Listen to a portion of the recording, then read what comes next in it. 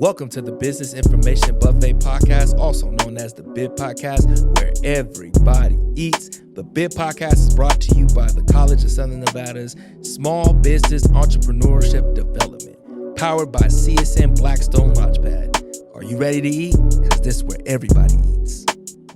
Welcome back, everyone. Welcome to the Business Information Buffet Podcast, also known as the BIB Podcast, where everybody eats, powered by the Blackstone Launchpad here at the College of Southern Nevada.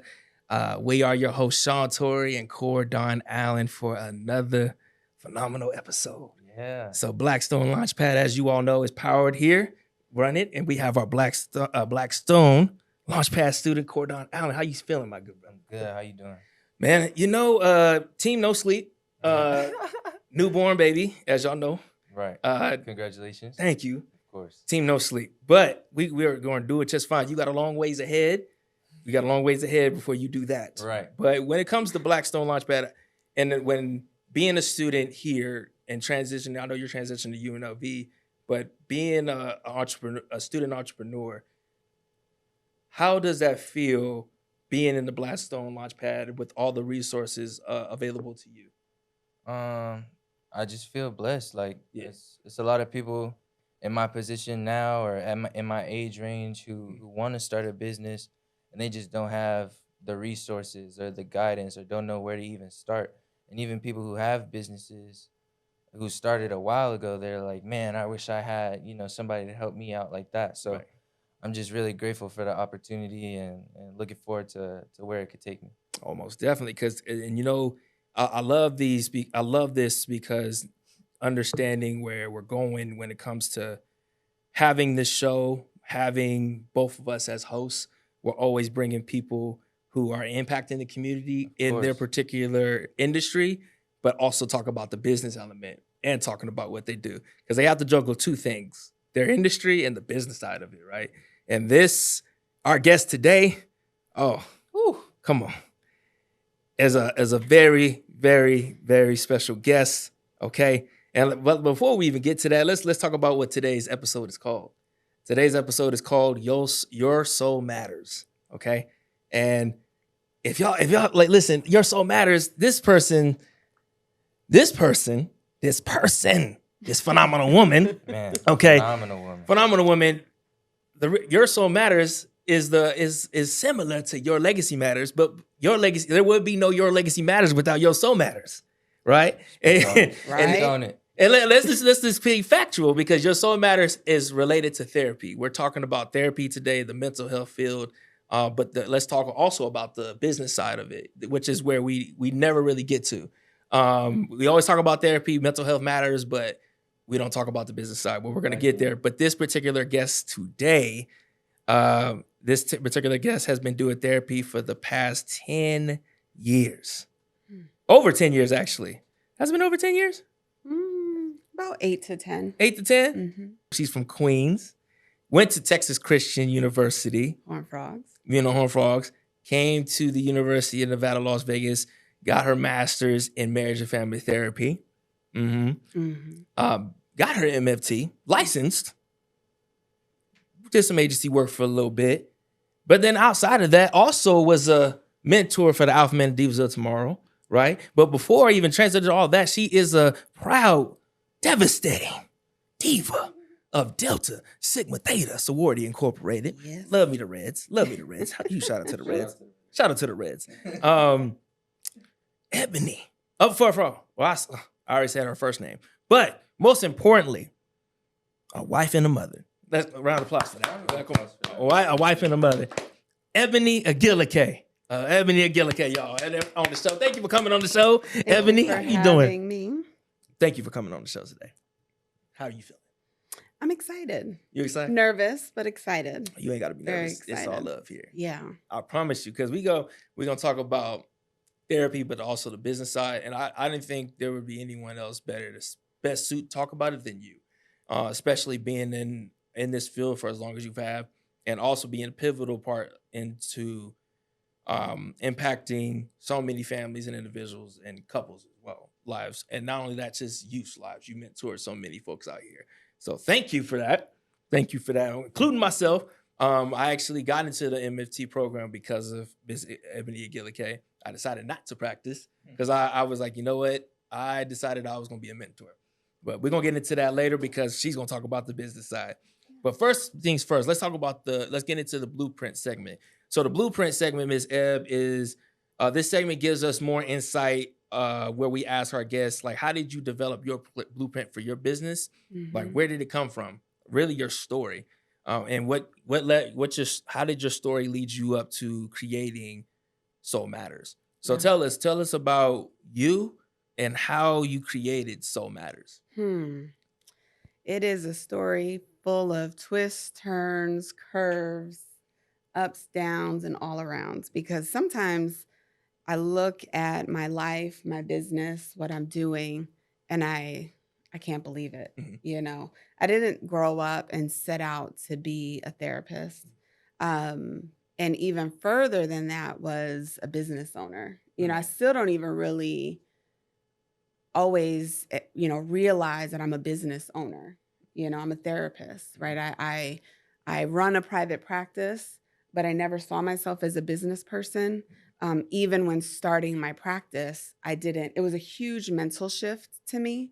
So I really am grateful that this conversation is being had because I feel like I'm the one, Cordon, that you're talking about of so many people who didn't have the resources.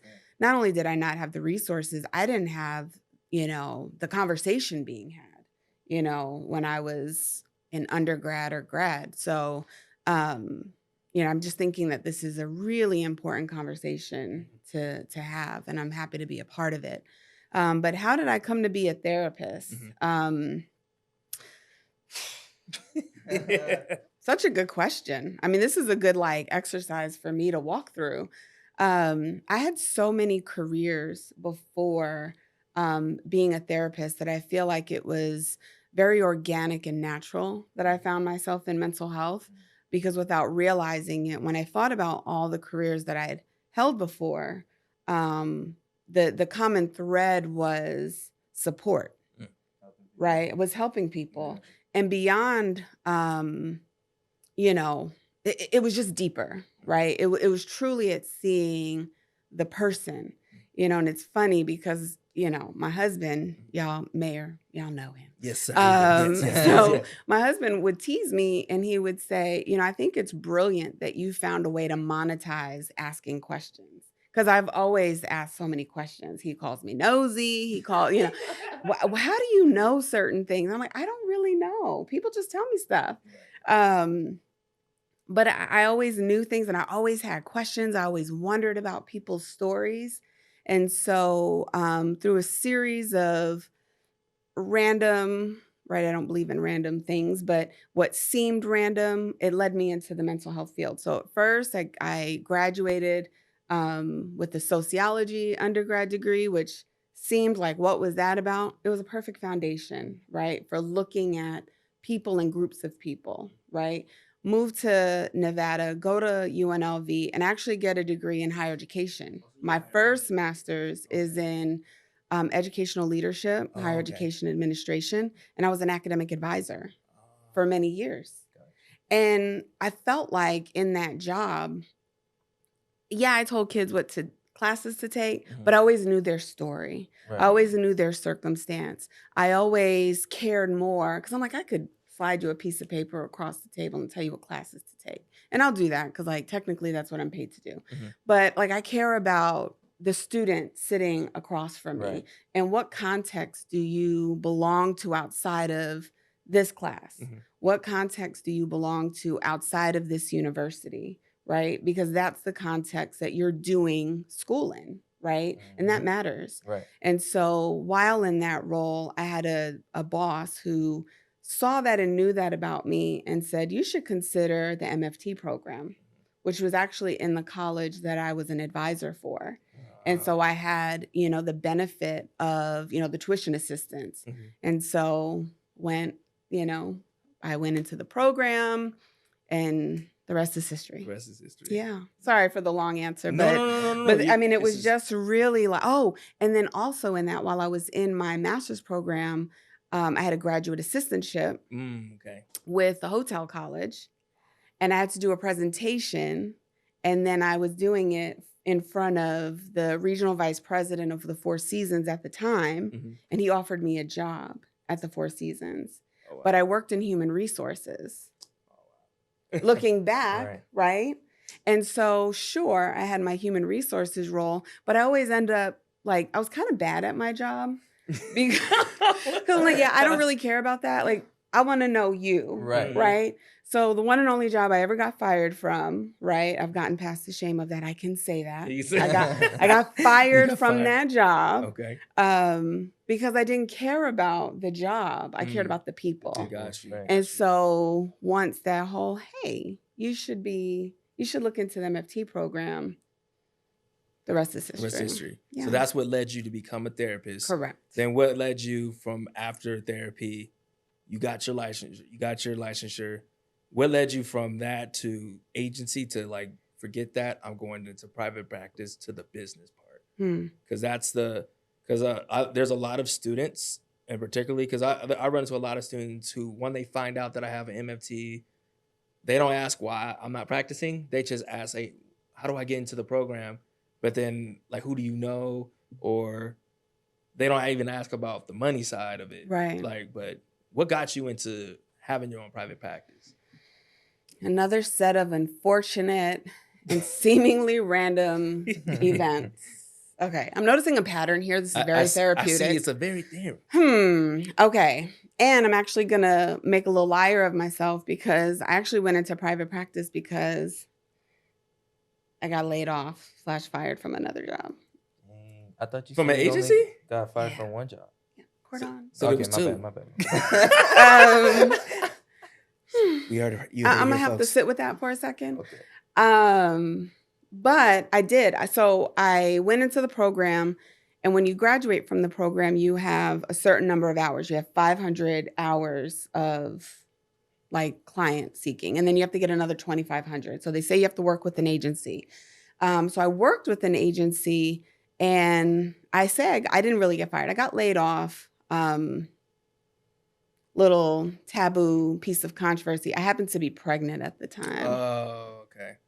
So that's why I refuse and rebuke the message that I got laid off. So but it really wasn't okay. You see what I'm saying? I got fired from my HR job. Yeah. This is different. This ain't the same. That ain't the same. So, right. So this would be 0.5. Just one. It's one. Okay, no, it's just eradicated. But so I was laid off. I was on maternity leave, and I had a lot of fear going back into the industry. Okay. And I heard so many stories that made me very nervous about working back. No. About going back to agency life. Oh, okay. And I got to see certain things that I loved and certain things that I didn't love. And so my husband said, why don't you do private practice? You've always thought about it. Why don't you take this opportunity? You're on maternity leave. You're not working. Don't go back to a job. Create the job. Right. And I'm looking at him like, what? Huh? And so began my very real world on the job training of entrepreneurship. I knew nothing. It was such an overwhelming time of my life. New mommy, it was my second child, but now mommy of two, unemployed, not fully licensed yet. Okay. Because I didn't have my hours. I was still an intern. Interns don't go into private practice. Okay. So you just don't do that. See, that's something good to know. And we got to get into that for the legend, bro. We got to get into that. Because for folks who don't know, if you're trying to be a therapist, is it still 3,000 hours? Mm-hmm. So if you're going into an MFT program, you get 500 hours from your master's program. Your practicum. You get 500 hours. Mm-hmm. Nothing extra. And if there's anything extra, you can't count. You can't count it. Yeah. But you get the other 2,500, and there's different ways of getting it. But right. it can only count once you have declared your state intern. Right. Which is a whole process you have to file for. Yep. But that statement though, state interns do not go into private practice. So you went into your private practice as a state intern? I did. I'm clapping. I did not know Felt that part. really risky and crazy, and really introduced to me concepts of an entrepreneur that I didn't realize at the time. But I feel like when you're an entrepreneur, when you're a business owner, there's a grind and a grit that you have to have. Yeah. For sure. It's a mindset. It is, right? It is. It's a by any means necessary, got to get this done. It consumes you. And that's what it did. Getting those hours was my hustle. Right. Right. And that, I mean, it was above board. It was legal, right? It was according to all state codes I was bound to. But, I was offering therapy for, at 9:00 at night because I was, seeing first responders and police officers who worked. I mean, Vegas is a 24-hour town. Right. So if I needed those hours, I had to be willing to be available whenever. Yeah. And so I offered free therapy, cheap therapy, night therapy, day therapy. Like whenever I could do it, I was offering those sessions. And it was actually very hard for me to shift from that mindset, even once I got licensed. That grind was was still there. It's still there. Yeah. Thank you for giving us that blueprint from becoming a therapist, and then also how you started Soul Matters. Because I have more for you, but we're closing the blueprint. Okay. But before we get into, because we're gonna dive into the legend, I can't wait. But some of the questions we have is gonna spin off from the next segment, which is business on the fly. I'll pass that over to Cordon. So business on the fly is we're gonna ask you. We are asking you questions. You have two options, and then when you choose your option, we kind of want you to go a bit deeper and kind of explain why you chose that option. So I think you have the first few questions. So and also if you say both, if you don't want to choose neither, you can say plead the fifth. You can plead the fifth. You can plead the fifth, and you explain why you plead the fifth. Okay. Right. So my first question, and this is a no-brainer, private practice or agency? Private practice. Why private? I think it's the ability to do it your way as much as possible. And so it offers you the flexibility. It removes some of the red tape, or you have the ability to remove the red tape that you don't have, that you have in an agency. And honestly, it's where the money is, right? A lot of therapists or people wanting to go into therapy, feel like they can't make any money. Right. And that's just not the case in private practice. You see, I got a money question for that one. I'm gonna wait for that one. My next one, EFT or strategic therapy? EFT for my couples, Okay. emotionally focused therapy. Sue Johnson, the Gottmans wrote the Bible, the blueprint, right? For everything couples. But I'm more of a trauma-informed therapist, so I do EMDR. And so, I do a lot of ACT work, which is acceptance and commitment therapy. But even with that being said, you learn that the stuff that you're taught in your program, it's good foundational knowledge. Right. It's not practical knowledge. Gotcha. See? Okay.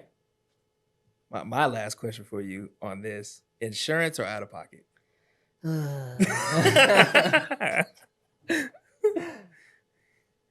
Both. Both? Why both? Okay. Okay. So I accept both insurance. However, I am very selective on the insurance companies that I work with, because I truly believe that insurance companies have this hidden agenda of finding ways not to pay for the things that they are supposed to pay for.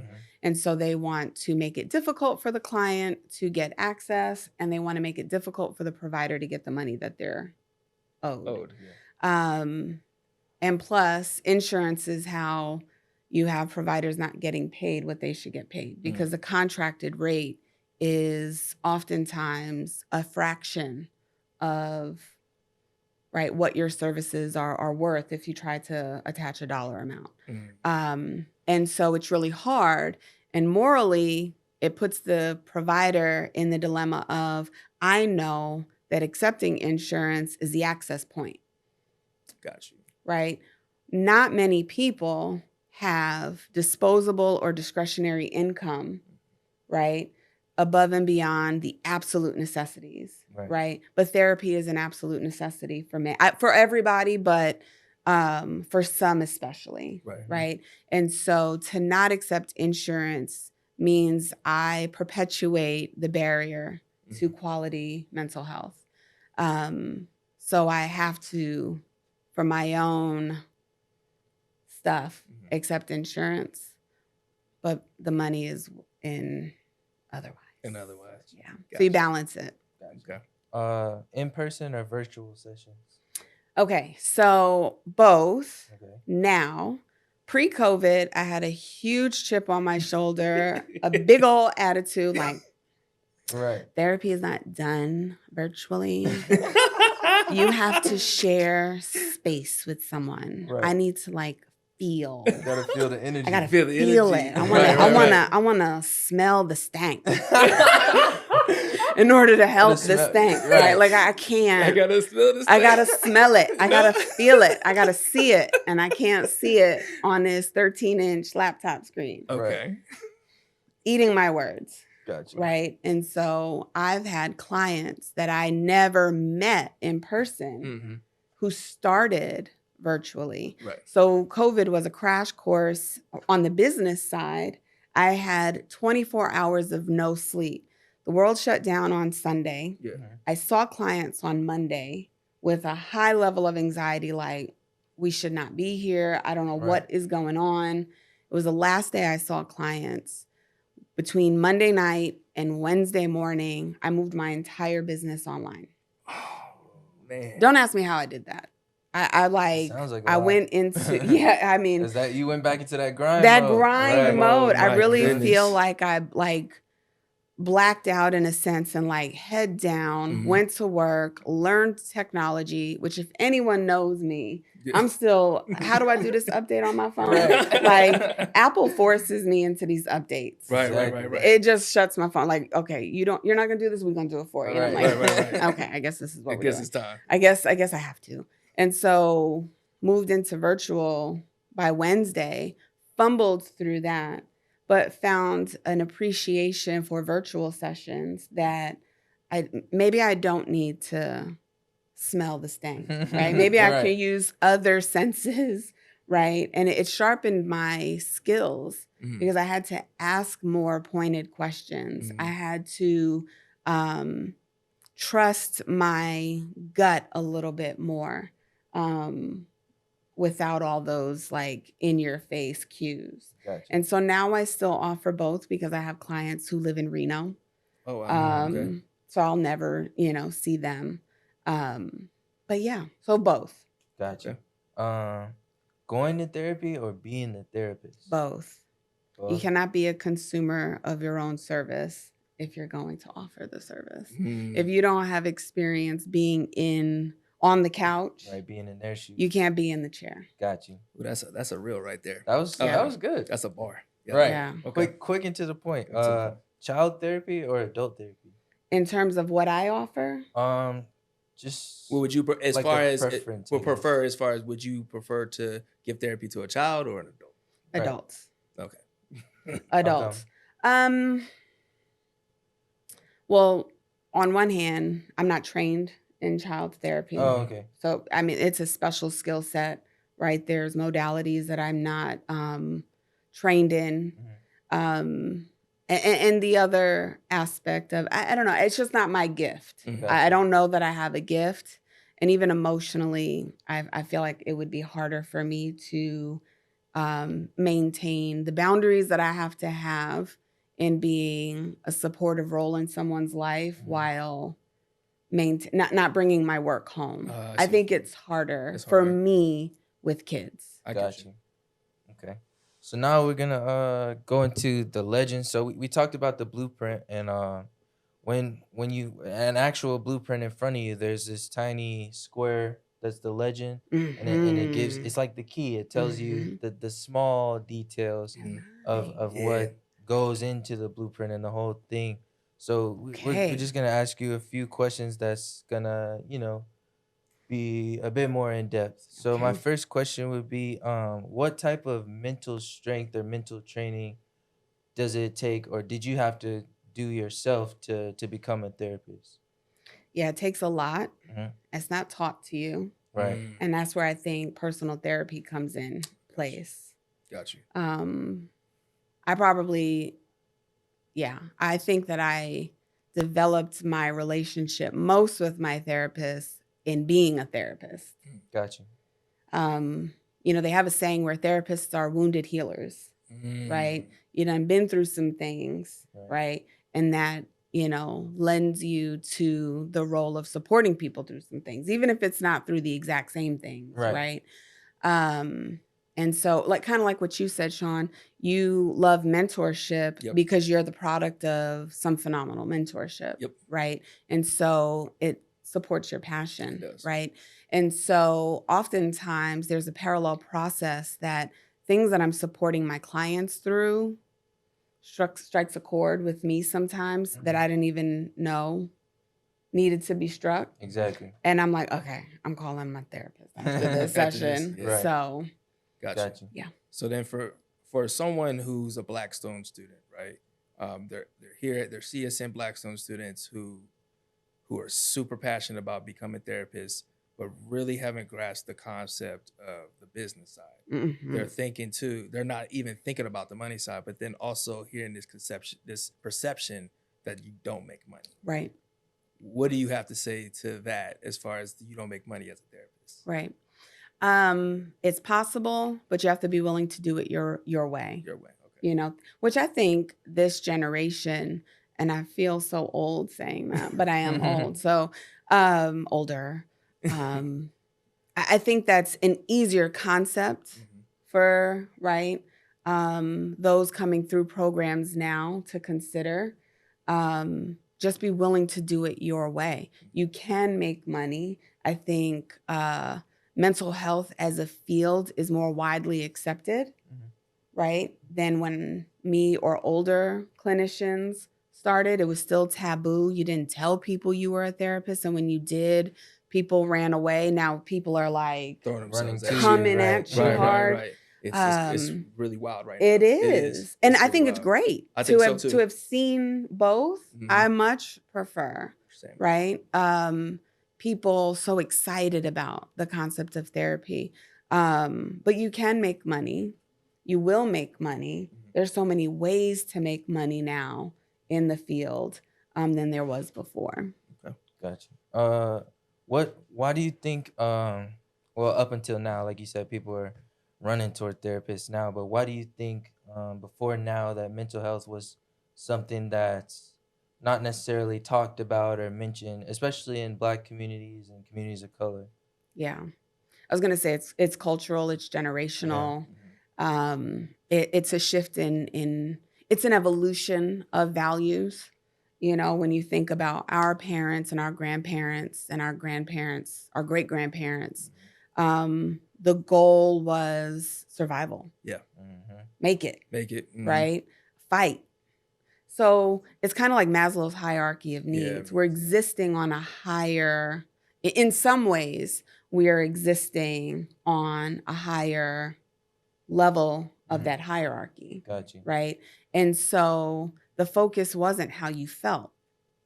Who cares? Exactly. Right. Get it done, right? That grind That mode grind, where exactly. now we may have the privilege of being in seasons of grind, whereas we have family members, some of who are still alive or who've already passed. That was their life. That's all they know. That was their existence. Right. Right. And so there was no room for it. Got you. So now there's more room for it. It matters how you feel. Exactly. It always mattered, but there's room for it to matter. Makes sense.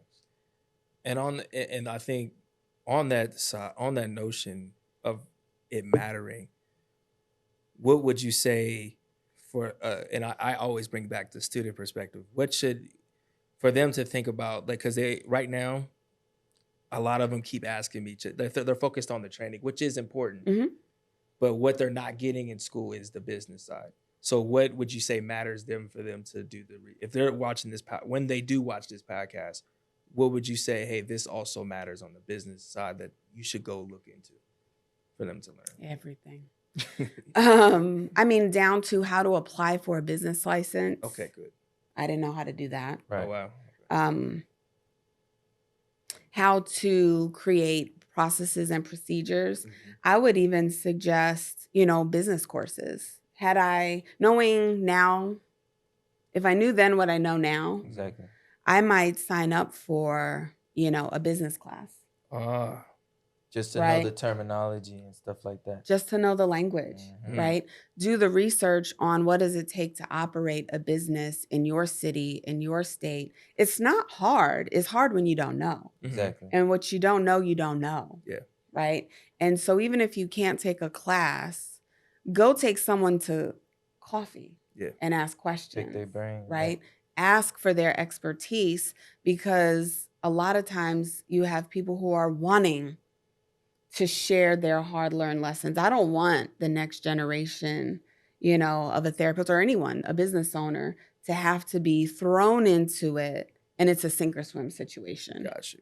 Right? So I would say, learn your industry, not just and when I say learn your industry, from the business side, Mhm. right? So if I want to be a private practitioner, what does that mean? Mhm. Well, now I need to look into, what do I have to have? Yeah. Exactly. Right? I have to have a state of Nevada business license. I operate in Henderson. So the I need a license. city of Henderson. Yeah. Right? What do I need to operate my business? Well, if I want to operate virtually, right, Mhm. I need to buy a subscription or find a platform, Mhm. right? Even for my clients that I don't see virtually, I have shifted into all electronic paperwork. Well, there's programs that you can pay for. Mhm.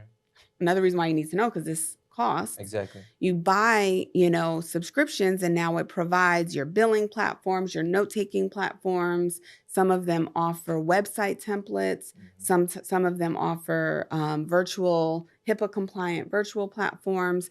Learn what's out there, right? Learn how to keep immaculate financial records, Very right? important. It doesn't need to be fancy. Mine isn't fancy. Mhm. I don't know business, but I know it all has to equal zero at the end of the day, Exactly. right? So Excel spreadsheets, old-fashioned receipts, paper and pen, but, plug into what it's going to take to run your business and ask people who are doing it. Gotcha. No, so big sis, thank you so much for coming on to our show. It's been phenomenal having you. And before you go, we definitely have to toast you off for the happy hour. And in this Yay. segment here, we actually have, in this segment, this is where we ask our guests what's going on great, right? We take a toast to fulfillment and success. Let me grab my, this is ginger ale. Yes, it's ginger ale. It's definitely ginger. It's ginger ale. I have to make sure we say that. This is touche. not alcohol. We do not Not condone at that. all. Not at all. So on behalf of the Business Information Buffet Podcast, also known as the BID Podcast, where everybody eats, powered by Blackstone Launchpad, we definitely want to ask you, what is going on great with you, personally, business, all those things that we can toast to? I think I've reached a point where all of those hard lessons that I've had to learn Yeah. and fumble upon, I've reached a place of more comfort in knowing what I know Mhm. and more comfortable to learn what I don't know. Right. Right. And I can feed my family. Come on. Snaps for that. Snaps for that. Snaps Snaps for for the that, poetry. for sure. Cheers to that. Cheers. You. Miss Ed Big Sis, how can they find you? Please tell everyone your handles, your socials, your websites. Tell people how they can find you. The So, camera. so you can reach me at soulmatterscounseling.com. That's my email.